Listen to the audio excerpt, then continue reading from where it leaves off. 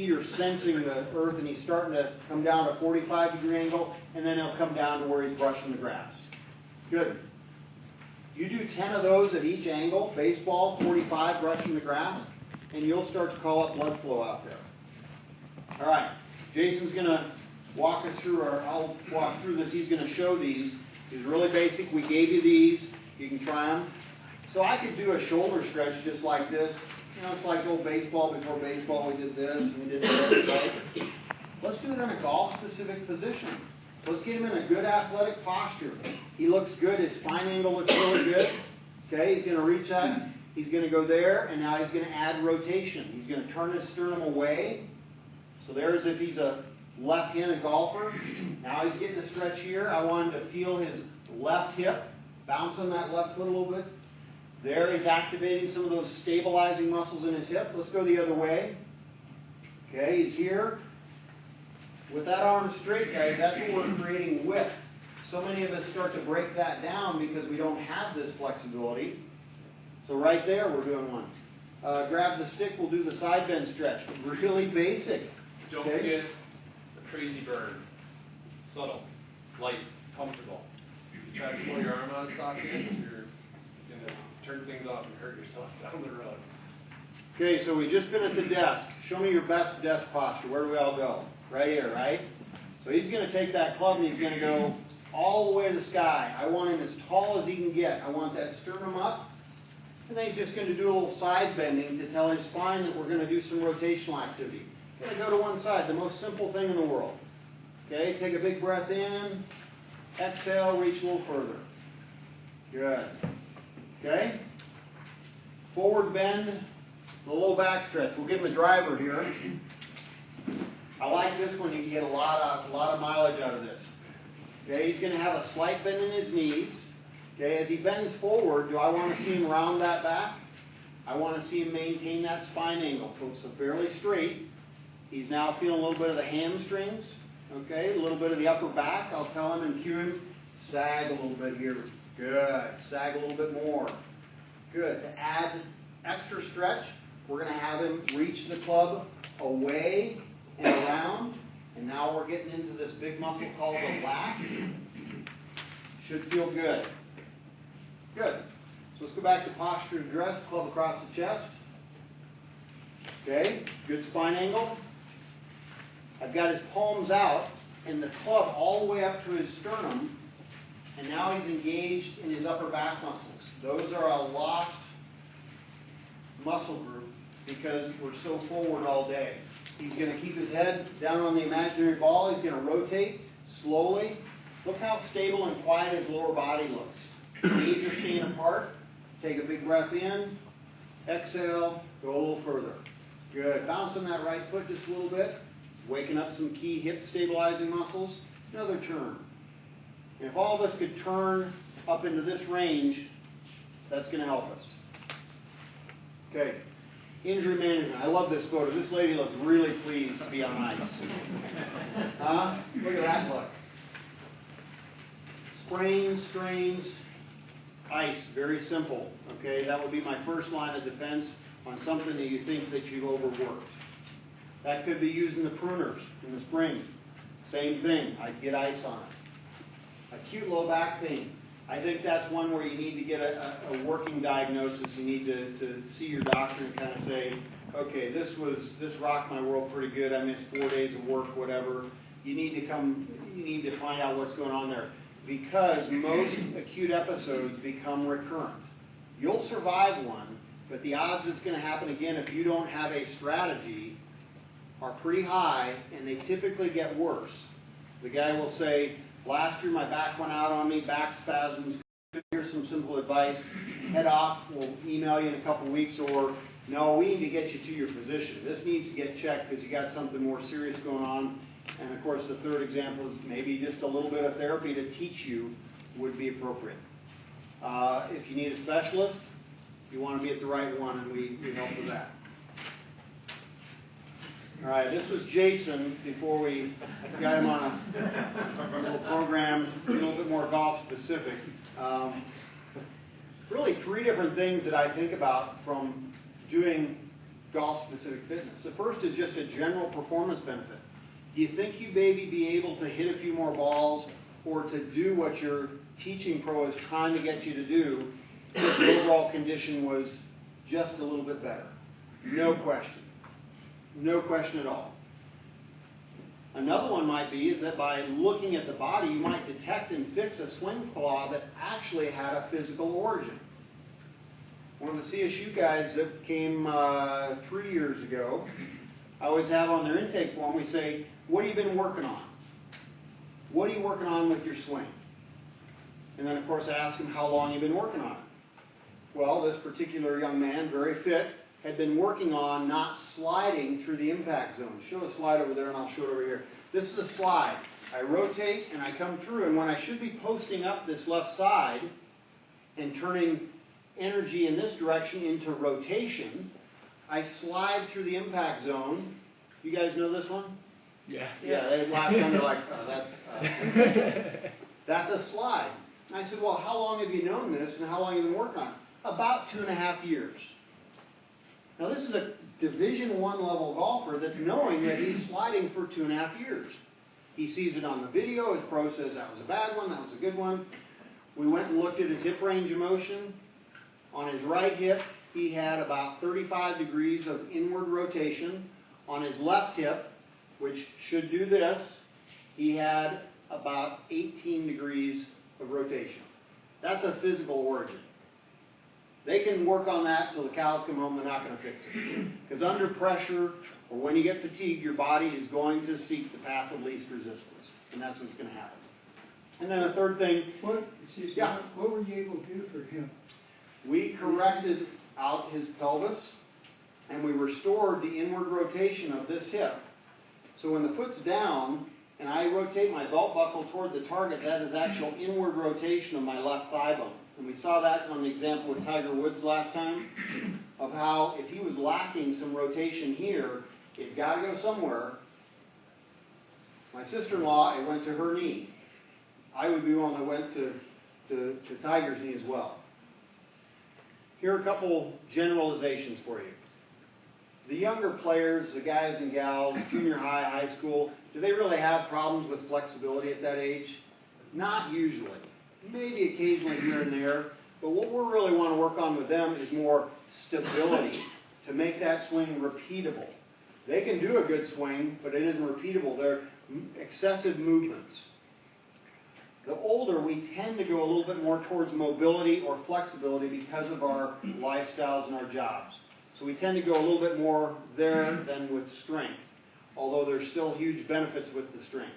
And then in all ages, I want them to have the ability to get into key positions repeatedly. Positions that if you were to freeze frame it, your instructor, golf coach, whoever would say, now that's a position you can play some golf in. Do you want to comment on when we give these, each exercise we give, there are very detailed instructions, but you don't take those to the golf course. That will mess you up. That's what your basement is for, that's what your gym is for, that's what your fitness instructor is for, so that when you go to the course, you're not thinking about all these things we just talked about.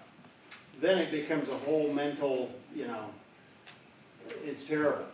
So during the exercise, I want to have that key emphasis, and I know you've done it, and I've done it in years gone by where we had so much emphasis on body, position, everything, they took it to the course, we screwed them up. Yeah, the score gets worse, and they blame us. We don't like that. A few things to consider. Always think about balance and stability. How many of you had a little bit of a hard time on our standing test on single leg balance on one side or the other? Even a couple of those golf pros that were sitting back here raised a hand that said one side was better than the other. So you can always work on balance stability. Brush your teeth on one leg. On the phone, one leg. Simple things like that. Golf is rotation. A lot of our machines that we go on to are push-pull, but not necessarily rotational type things. I'll go through a few of those that you can see. There's those hips again. I want to have that hip strength. Any good athlete that is throwing or trying to generate, I don't care if it's a shot putter, a baseball pitcher, they have the ability to store energy through the hip and core and release energy. That's what they do really well. All right, we'll go through some drills here.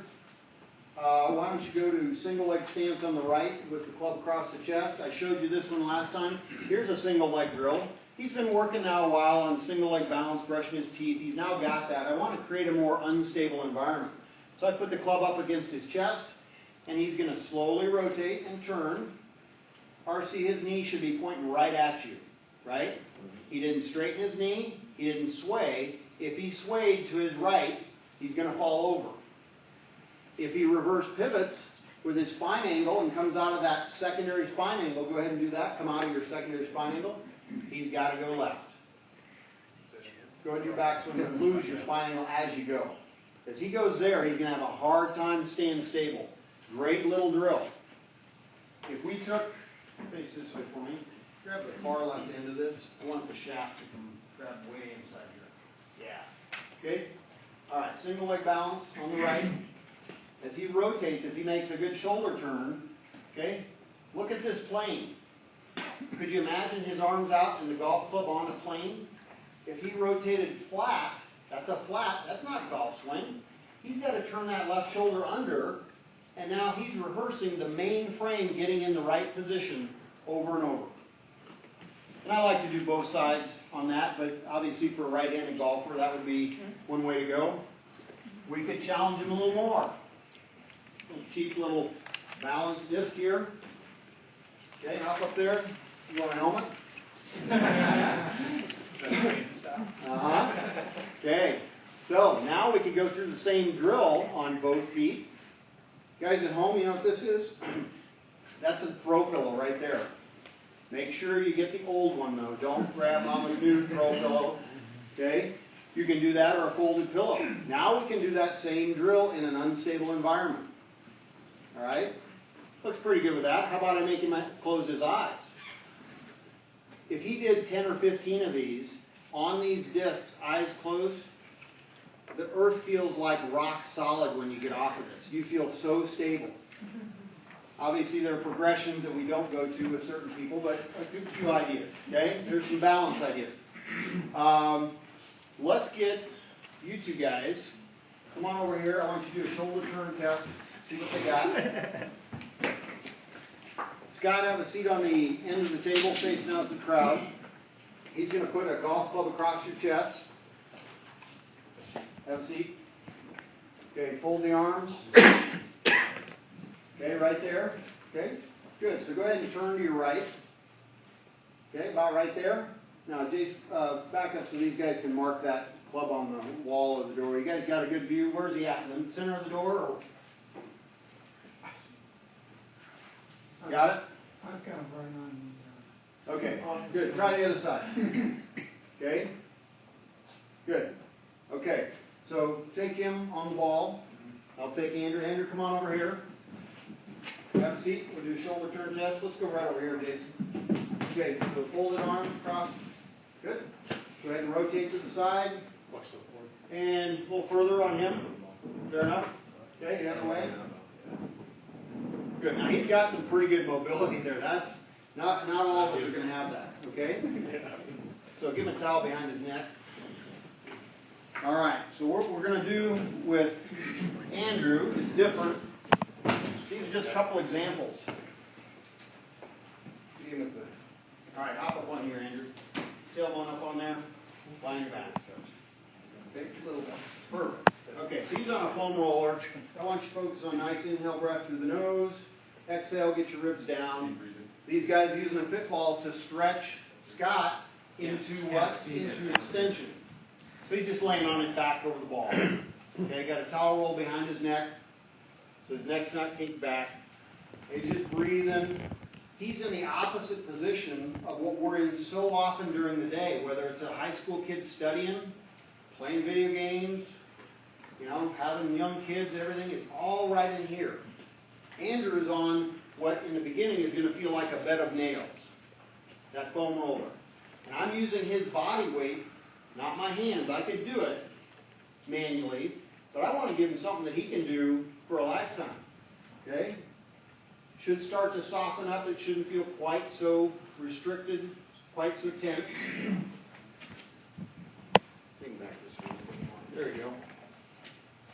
All right, we'll do about 30 more seconds. All right. While we're doing that, there's a couple other stretches. There's a prayer stretch. We're trying to keep that spine angle and sag right through here. As we hinge from a tall kneeling position, I want to hinge just like I would my golf swing. Hinging through my hips, not through my spine. There's the foam roller. He could stretch his upper chest out by putting his arms out to the side. He could stretch up overhead. There's a crossover stretch for just a very simple hip buttock stretch. This is a step around T drill. All right, bring it back over. We're going to hop up there. Okay. So, grab the club across the chest. You'll go first. All right. Good. Take a rotation to the right as far as you can go. How's he look there? Great rotation. Yeah, he went even a couple more inches, didn't he? Okay. Scott? Yeah. I mean, I'd love to have that. All right. Can you steal it? For sale. All right. Nice and tall. Good. Go ahead and rotate as far as you can go. Rotate, rotate. And he was somewhere over here. He's on the left edge. Yeah. So what did we do? 2 minutes? We just undid a lot of your postural stress from your work day. And plus now, if he was going to do some drills, golf-specific drills to create muscle memory, we've got a fighting chance now. That's simple. The step around T drill. Jason, go ahead and step out in front so everybody can see up here. Okay, for a right-handed golfer, I want to clear that belt buckle toward the target earlier. Okay? He steps around with his right foot, and he creates a T with that. Because he's a little restricted in his hip, we're going to make him stand up a little taller and get out of the arch in his back and put his weight to his left heel. If you guys want to try this, go ahead and stand up real quick. Careful when you rotate if you got sore knees. Rotate the right foot around. Okay? Try and make a T. If you can't get there, that's fine. Make sure your butt's not sticking out, because that's a compensation. So kind of tuck your tail under. Put your weight about 80% in your left heel and sink into that hip. Can you feel some stretch there? Everybody feel that? Pretty simple, but that move, I'm trying to get to where my left foot stays down and I rotate my belt buckle through the target. Another easy one. Okay? Very good. Have a seat. Now we get into stability and strength. There it is one more time. Hips, hips, and hips. Jason, let's go resisted sidestepping. He's going to put a band around his ankles or his knees. Okay? Here's Katie. You got to smile when you do these. Katie did a good job of smiling. She got the band around her ankles. She's going to take a step. He's going to take a step to the right, and I want him to feel his right outer hip because that's what we need to load when he stores energy in his backswing. But I don't stop there. Let's make him hold the club on the spine. Okay, pull those abs in. Remember that?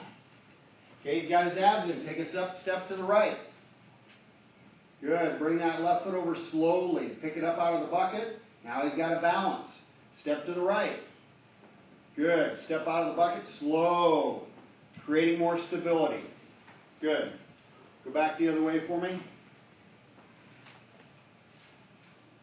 So that's the sidestepping. We already saw the single leg squat. Go ahead and go into right leg. Keep the club on. Right leg stance, left leg up. Okay? Now let's go ahead and have him do a squat with the club on his spine. Up and down. Now when you're down in the deep one, put the club across your chest. Let's add rotation. That's golf specific. Now we're working a hip, we're working a shoulder turn all at the same time. Fitball progressions. I'll show you this. There's a one, single leg. Rotate up to the top of the backswing. Did your head stay in one spot? Did you get a full turn? Here's a lateral lunge. Clubs on the spine, abs engaged.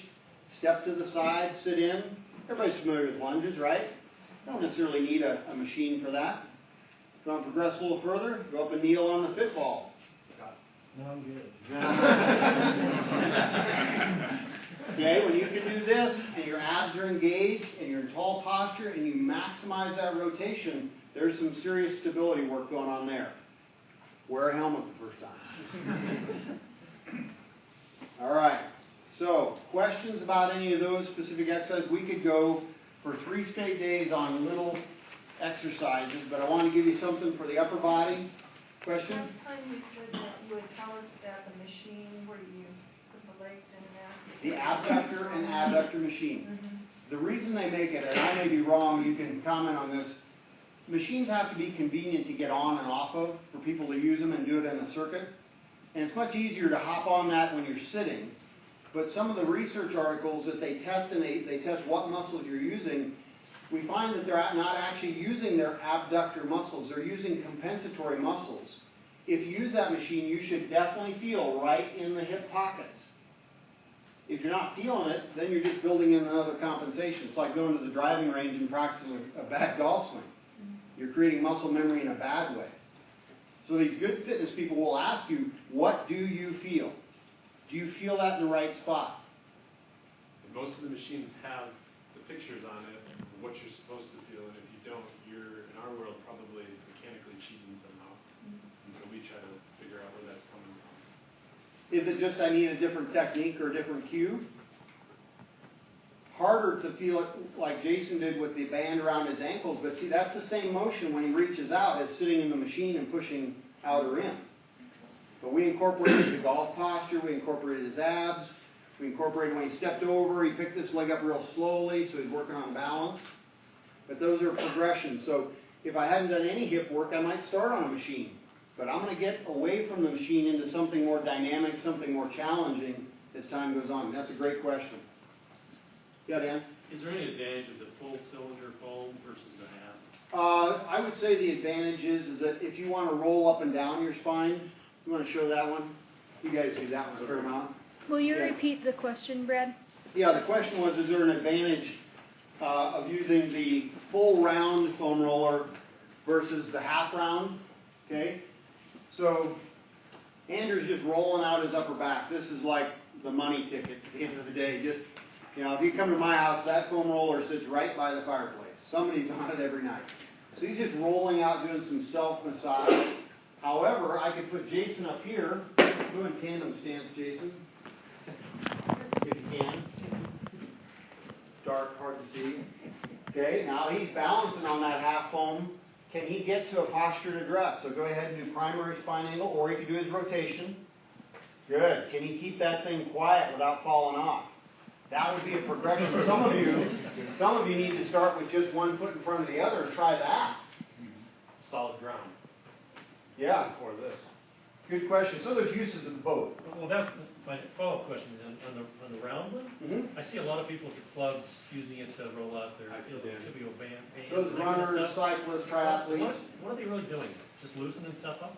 You're loosening up in your own self-massage. As we work muscles and we work them, there tends to be increased kind of tension. So they're thinking that they're kind of loosening up those soft tissues to some degree like a massage. It's not like a hands-on massage, but kind of. We also use the foam roller to stimulate a muscle. Remember I said when you're sitting on your duck all day, those muscles tend to lose cell phone coverage.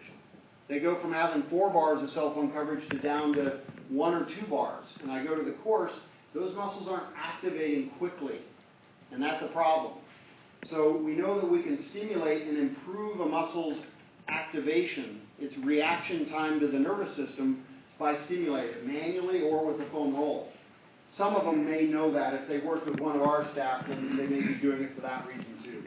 But they'll roll through their thighs, prop on their stomach, roll through their front of their quads, roll the hamstring. It's kind of one of those hurts good type deals. Yeah, good question. Another one.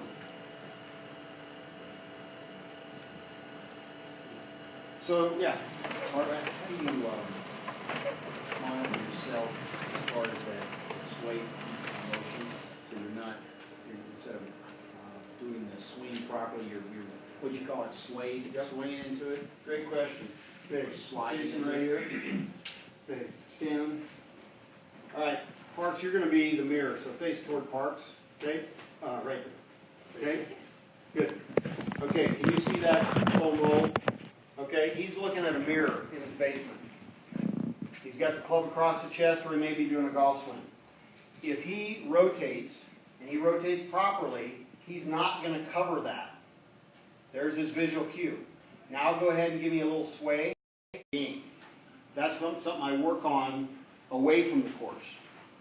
But if you're aspiring to that modern day golf swing, it's going to stay more flexed because I'm storing energy through here. I had a habit, as I got older, that I would move my knee out when I started my backswing. There you go. Okay? He's saying this right here. If that's moving, he doesn't have either the range of motion or flexibility here. And so as soon as he initiates and the pelvis goes, it's taking the knee with it. And we'd like to see that be a little quieter, a little less. When you do your swing, which you've got great balance, where do you feel when you start to turn and feel the knee turn? Where's the pressure to prevent you from turning out? Right here. Okay. And that takes strength and flexibility. So it's not just the range of motion either. It needs that control and stability in that hip. Storing energy is the loading phase. I'll put it up at the end, but in one of the first screens there was a golfer, and it pointed right to here, and it said the powerhouse. That's the powerhouse.